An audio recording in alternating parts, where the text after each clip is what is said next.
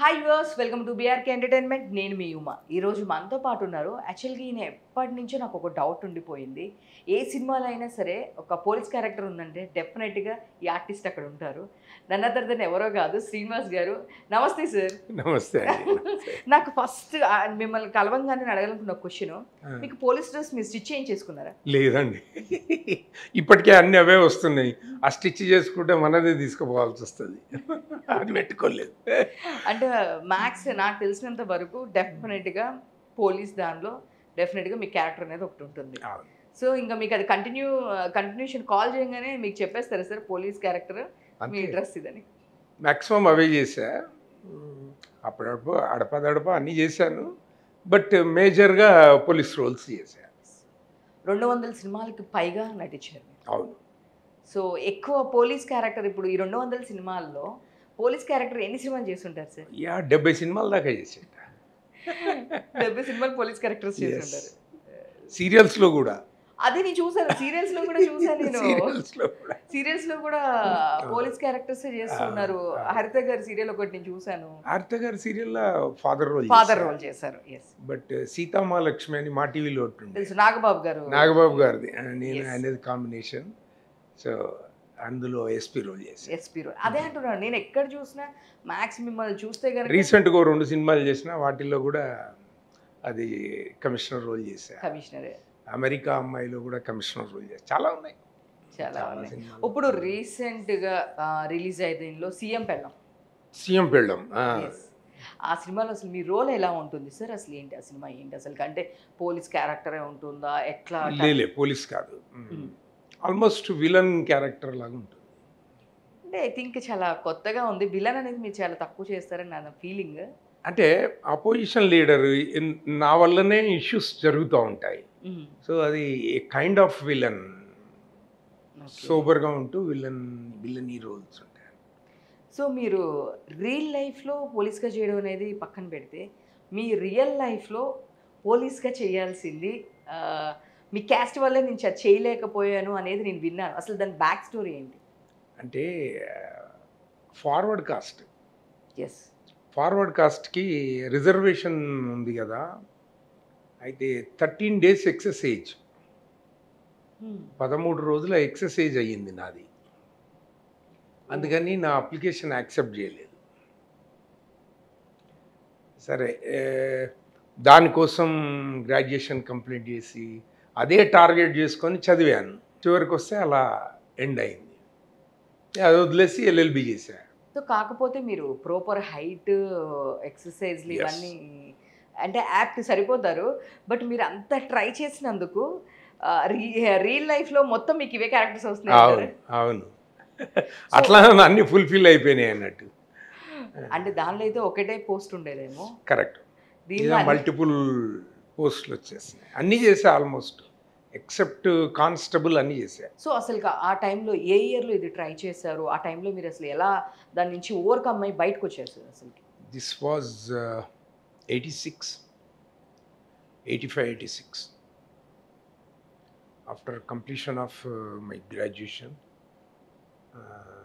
Then ఇంకా నేను అప్పుడు నా ఒరిజినల్ బర్త్ డేట్ తీసుకోవాలి, ఎందుకంటే నేను హాస్పిటల్లో పుట్టినా కాబట్టి డెఫినెట్గా అక్కడ రికార్డ్ అయి ఉంటుందని చెప్పి అప్పుడు చార్మినార్ హాస్పిటల్లో, maternity hospital, it was long time ago. So అక్కడికి వెళ్ళి అవన్నీ డాటా అంతా తీసుకొని జెన్యున్గా చేసిన, కానీ అయినా కూడా ఎవరు యాక్సెప్ట్ చేస్తారు? అట్లా రాలేదు. నిరుత్సాహం ఏం లేదు. ఏది జరగాలనో అది జరగాలనుకున్నా. నెక్స్ట్ అది వదిలేసి ఎల్ఎల్బి. ఓకే, అదంతా బాగుంది. బట్ మీరు యుఎస్ వెళ్ళి మళ్ళీ రిటర్న్ రావడం, అసలు యుఎస్ స్టోరీ, బ్యాక్ స్టోరీ ఏంటి? అసలు ఎందుకు వెళ్ళాల్సి వచ్చింది? అంటే మీరు ఫైనాన్షియల్గా సెటిల్ అవ్వాలని ఏంటి దాని బ్యాక్ స్టోరీ ఏంటి? ఇండియాలో నాకు అనిపించింది, నేను అటు పోలీస్ ఆఫీసర్ కాలేకపోయాను, ఇటు బిజినెస్ మెన్గా కాలేకపోయాను. ఎల్ఎల్బి చేశాను, అది కూడా జ్యుడిషియరీ కూడా అంత గొప్పగా ఏమి అనిపించలేదు నాకు ఆ రోజుల్లో. So there is no clean money which I can make in India అనుకున్నాను. So that I plan to go abroad somewhere not. I was searching. One of my friend given me a clue. With that, I went through and got opportunity and went to US. Now, after going there, whatever on me is now very clean money. So if somebody asks me why you went, to make clean money, I went to US. I work hard. You know, I used to work 14 and a half hours a day. Not like while sitting. So entire time is standing. I used to get to 20 minutes of time for my break to have lunch. I used to fold my legs and eat. So that kind of hard work, we did it. Finally, what I expected from God, I got more than that. That's enough. అట్లా చాలా చాలా ఒడిదుడుకులు అన్నీ face చేసి కష్టపడి making, implementation, profit. Plan, making, implementation. డబ్బు మనమే సంపాదించాలి, ప్లాన్ మనమే చేయాలి, దాన్ని ఎగ్జిక్యూట్ కూడా మనమే చేయాలి. అంటే అందుకని లాంగ్ టైం తీసుకుంటుంది ఎనీ పర్సన్. ఇప్పుడు ఉన్న డబ్బులు ఎవరైనా పెద్దవాళ్ళు ఉండి నీకు ఇన్వెస్ట్మెంట్ ఇస్తా అంటే దాన్ని మేనేజ్ చేయడం ఈజీ. ఎవరికైనా కాదు, నువ్వే చదువుకోవాలి, నువ్వే సంపాదించాలి, నువ్వే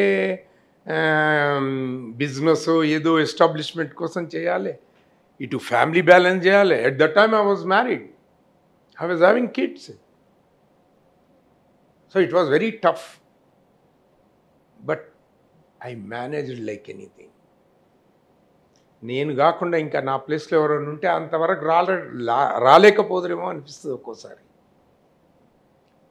స్ట్రగుల్స్ ఉన్నందుకే ఇప్పుడు హ్యాపీగా ఉన్నాం. ఆ యంగ్ ఏజ్లో తట్టుకోగలం. కొంచెం ఏజ్ అయిపోయిన తర్వాత అలాంటివి తట్టుకోలేము కూడా.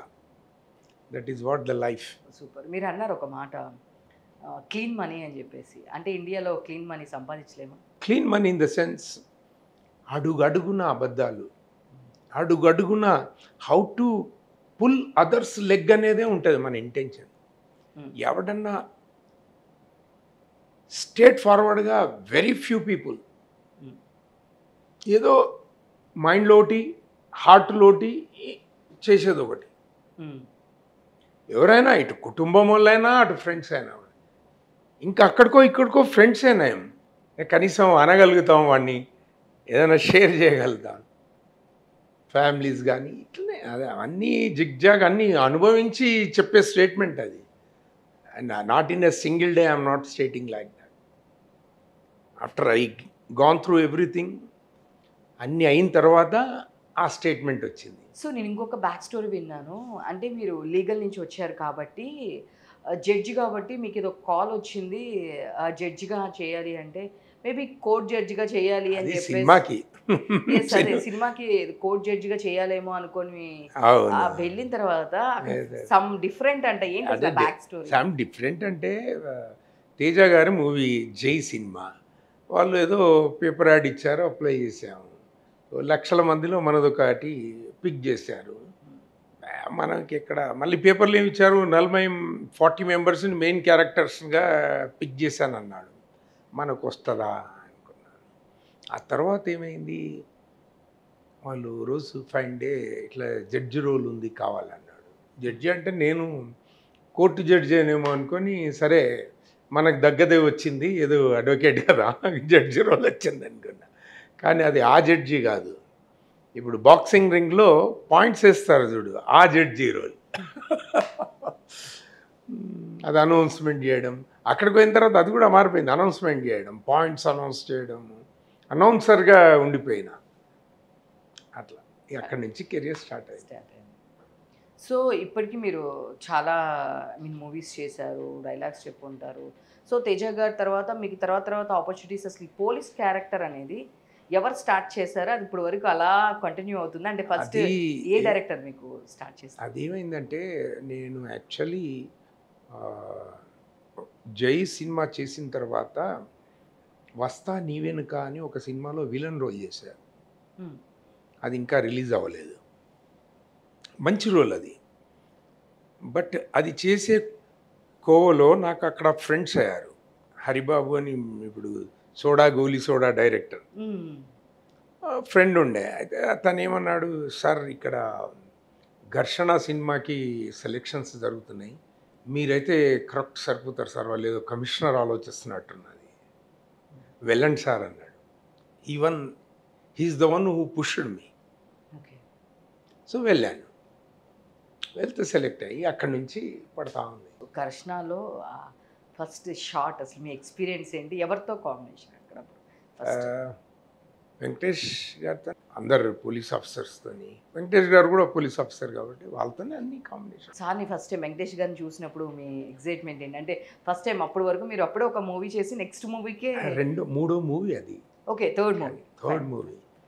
అంటే సరే ఇంకా I'm going to establish as artist అని అనుకున్నా. సో ఎక్సైట్మెంట్ అయితే ఉంటుంది డెఫినెట్గా ఒక స్టార్తో చేస్తున్నప్పుడు. So I learn so many things. ఏదైనా ఒక మంచి మెమరీ వెంకటేష్ గారితో అంటే ఆ తర్వాత ఇంకా ఎన్ని మూవీస్ చేస్తారు మీరు వెంకటేష్ గారు? ఆయనతో సుభాష్ చంద్రబోస్ ఒకటి చేశా, తులసి అని ఒక సినిమా చేశా, 3 సినిమాలు చేశా. సో ఆయనతో ఏదైనా ఒక మంచి మెమరీ కానీ ఆయనలో బెస్ట్ క్వాలిటీ? పెద్ద మెమరీ ఘర్షణనే. ఎందుకంటే లెంత్ రోల్ దాంట్లోనే చేశాను. ఇప్పుడు కూడా కలిస్తే పలకరిస్తాడు, నీ సినిమా వచ్చింది చూసినావా అంటాడు. నీ సినిమా నా సినిమా ఏంది, నీ సినిమా కాదా అని నేనంట. అట్లా. సో ఎక్కడున్నా పలకరిస్తాడు అంతే. ఇంకా మాకు అంతకన్నా ఎక్కువ పెద్ద ర్యాపో ఏం నాకు ఎవరితో లేదు పెద్దగా. నా పని ఏందో నేను చేస్తా, అట్లా ఉంటూ ఉంటా. సో నెక్స్ట్ ఇంకా బాలకృష్ణ గారితో కూడా చేశాను. పరమవీర చక్ర చేశా, రీసెంట్గా వీరసింహారెడ్డి చేశా. పెద్ద డైలాగ్ లేదు, ఆయన పక్కన కూర్చొని ఉన్నా. ఇంకా ఇంకొక సినిమా ఏదో 3 సినిమాలు ఏమో చేశాను తనతో కూడా. దాసరి నారాయణరావు గారి డైరెక్షన్లో, దాసరి నారాయణరావు గారు ఉన్నారు కదా, ఆయన డైరెక్షన్లో పరమవీర చక్ర అని ఒకటి, ఆ సినిమాలో జడ్జి రోల్ చేశాను. సో మెయిన్ యాక్టర్స్ అందరితో. నెక్స్ట్ చిరంజీవి గారితో అంటే చిరంజీవి గారితో ఫస్ట్ జై చిరంజీవా చేశాను. ఆ మూవీలో నాది సారథి కాంబినేషన్ లేదు. బట్ ఇంకా అప్పటికి ఆయన సినిమాల నుంచి దూరం అయ్యిండు. మళ్ళీ తర్వాత స్టార్ట్ చేసినాక ఉన్నాం కదా, మేము ఇండస్ట్రీలో ఉన్నాం కాబట్టి ట్రై చేసిన. 150th సినిమాలో దొరకలేదు. గాడ్ ఫాదర్లో మళ్ళీ డైరెక్ట్ వాళ్ళు కంపెనీ వాళ్ళు, సార్ మీ డేట్స్ ఇవి అని చెప్పి పంపించడం జరిగింది. సో అది మంచి కాంబినేషన్ పడింది. అనుకోకుండా నయనతారతో కాంబినేషన్, నా డైలాగే ప్రోమోగా రావడం. So it's luck. I mean మా కోసం ఒకసారి డైలాగ్ చెప్తారు? అప్పుడు గుర్తులేదు. సరే, ఇన్ని సినిమాస్లో మీకు అలా గుర్తుండిపోయిన ఒక డైలాగ్ అంటే మీరు ఏం చెప్తారు? నీ బేసిక్గా అప్పటిదప్పుడు చూస్తాం, అప్పటిదప్పుడు చెప్పేస్తాం. అంటే కొన్ని ఉంటాయి కదా ఈ డైలాగ్. చాలా తక్కువ మాకు వచ్చే డైలాగు. ఇప్పుడు బిజినెస్ మ్యాన్ ఉంది, ఏదో అది కూడా ప్రాపర్గా చెప్పలేము, ఎందుకంటే ప్రాపర్గా చెప్పలేము. అదేముంది, బిజినెస్ మ్యాన్లో ఇన్కమ్ ట్యాక్స్ రైడ్ అవుతుంది, ఇన్కమ్ ట్యాక్స్ రైడ్ అని చెప్తారు. బట్ నేనేమంటానంటే ఈ మధ్య ఇన్కమ్ ట్యాక్స్ వాళ్ళకు కూడా గన్స్ ఇచ్చారేమో అనుకున్నా అంటాను. అట్లా వాళ్ళు పోలీస్ రైడింగ్ అవుతుంది బేసిక్గా, అది ఇన్కమ్ ట్యాక్స్ అని ఇన్కమ్ ట్యాక్స్ వాళ్ళకు కూడా గన్స్ ఇచ్చారేమో అని. అట్లా కొన్ని ట్విస్ట్ డైలాగ్స్, ట్విస్ట్ రోల్స్ వచ్చాయి కాబట్టి నాకు కొంచెం నేను అనుకోవడం పాపులారిటీ ఎక్కువ వచ్చింది. ఇప్పుడు జై చిరంజీవాలో ఊగే టార్గెట్ను అర్బాజ్ ఖాన్ అడుగుతాడు విలన్, ఇదేంటి బొమ్మలాగా ఉంది అని అంటే, లేదు అది మూవింగ్ని కూడా టార్గెట్ చేస్తుంది, మూవింగ్ థింగ్స్ని కూడా టార్గెట్ చేస్తా అంటే, అప్పుడే అమ్మాయి ఉయ్యాలు ఊగుతుంటుంది, ఆమెను లేపేస్తాడు. అక్కడ ట్విస్ట్. సో అది ఎడిట్లో పోవడానికి కూడా వీల్లేదు. ఉమ్. స్టోరీకి సంబంధించినవి కాబట్టి ఎడిట్ చేయడానికి వీల్లేదు కదా. అట్లా కొన్నిసార్లు అట్లాంటి వేషాలు పడ్డాయి కాబట్టి ఎక్కువ పాపులారిటీ వచ్చింది. నాకన్నా చాలామంది ఉన్నారు యాక్టింగ్ చేసేవాళ్ళు, ఉన్నవాళ్ళు. బట్ చాలా మంది ఉన్నారు కానీ మీ అంత పోలీస్ యాక్టర్ ఇంత ప్రామిసింగ్గా మీరే చేశారనేది నా ఫీలింగ్. ఎక్కువ ఈ మధ్యకాలంలో ఎక్కువ చేశాను. కానీ పర్టికులర్గా కొన్ని పోలీసు సినిమాలు ఉన్నా కూడా వాటిల్లో మనం లేము. కొన్నిట్లో పర్టికులర్గా క్యారెక్టర్ ఉన్నా కూడా కొన్ని మీ డైలాగ్స్ లేవు పోలీస్గా ఉన్నా కూడా. పోలీసుగా ఉంటే డైలాగ్స్ ఉన్నాయి, ఉమ్, ఉమ్. కానీ పోలీస్ స్టోరీ ఉండి అన్ని పోలీస్ క్యారెక్టర్స్ ఉంటే దాంట్లో లేను. వేరే వాటిల్లో అన్నిట్లలో ఉన్నా. అట్లా మెయిన్ ఉండాల్సిన దాంట్లో మీరు మెయిన్ పోలీస్ సంబంధించిన స్టోరీలో ఒక్కోసారి 2-3 సినిమాలు మిస్ అయ్యాయి. అయినా కూడా సరే వచ్చిన ఆపర్చునిటీస్ని ఎన్కాష్ చేసుకుంటుంటాను. సో అంటే మీరు ఎప్పుడైనా ఇది నమ్ముతారా? అంటే ఇప్పుడు ఎక్కువగా మన భాష కాకుండా పరాయి భాష వాళ్ళు రావడం వల్ల మన ఆపర్చునిటీస్ ఇంకా తగ్గుతూ వెళ్తున్నాయి అనేది. ఆబ్వియస్లీ, డెఫినెట్గా ఎనీ ఫీల్డ్. ఇప్పుడు పుట్ ఇట్ లైక్ దిస్, ఇప్పుడు మన పరాయి భాష వాళ్ళు మన దగ్గర వస్తే మన ఆపర్చునిటీ తగ్గుతున్నాయి. కానీ బ్యాడ్ ఏంటంటే మన వాళ్ళు పోయి పరాయి భాషలో చేసేవాళ్ళు లేరు. అప్పుడు ఆటోమేటిక్గా మన ఆపర్చునిటీ తగ్గిపోతాయి కదా. మనం కూడా ఒక 10 మంది పోయి అక్కడ చేసి మన వాళ్ళకు కూడా ఆపర్చునిటీ వస్తే బ్యాలెన్స్ అవుతుంది. అప్పుడు ఎవరు కాంట్రవర్సీ అనేది ఉండదు. ఇప్పుడు పక్క స్టేట్ ఉంది, అందులో పోతే మనల్ని చేయనియరు, నాన్ కోఆపరేషన్ చేస్తారు. మేజర్గా తెలుగు వాళ్ళు ఏంటంటే ఎవరినైనా అకామిడేట్ చేస్తారు. సో మీరు ఎప్పుడైనా ఫేస్ చేస్తారా అవుట్ ఆఫ్ స్టేట్లో లేదు ఓన్లీ ఫర్ మా లాంగ్వేజ్ వాళ్ళే చేయాలి అని? ఇలాంటిది నేను చాలా దగ్గర విన్నాను. అంటే మన దగ్గర వాళ్ళు వెల్కమ్ చేస్తున్నారు కానీ అంటే చిన్న ఇండస్ట్రీ నుంచి పెద్ద ఇండస్ట్రీ వరకు కూడా టెలివిజన్ త్రూ అండ్ సినిమా దాకా కూడా చాలాసార్లు నేను విన్నాను. ఏంటి అంటే ఇక్కడ అంత బాంబ్ వెల్కమ్ ఉంటుంది, అక్కడికి వెళ్తే even don't even respect also కూడా ఎక్స్పెక్ట్ చేయలేము. అంటే ఇది ఎక్కడ జరుగుతుంది అంటే బేసిక్గా ఇప్పుడు వేరే లాంగ్వేజ్ వాళ్ళు వచ్చి హైదరాబాద్లో చేసిరనుకో డెఫినెట్గా మనం చేస్తాం. కానీ మనకై మనము వేరే దగ్గర పోయి చేయడం అది టఫ్ అవుతుంది మనకి. వాళ్ళు ఇక్కడే వచ్చి షూటింగ్ చేస్తే డెఫినెట్గా ఆపర్చునిటీ దొరుకుతుంది. అదే సీరియల్స్ అయితే ఏదేమైనా ఇప్పుడు అదే సీరియల్స్ని మనం పోయి చెయ్యలేము. ఇప్పుడు అందరూ వచ్చి ఇక్కడ చేస్తున్నారు, ఇక్కడ ఉన్న వాళ్ళకి ఆబ్వియస్లీ హ్యాండ్ టు మౌత్ ఉన్నారు చాలామంది ఆర్టిస్టులు.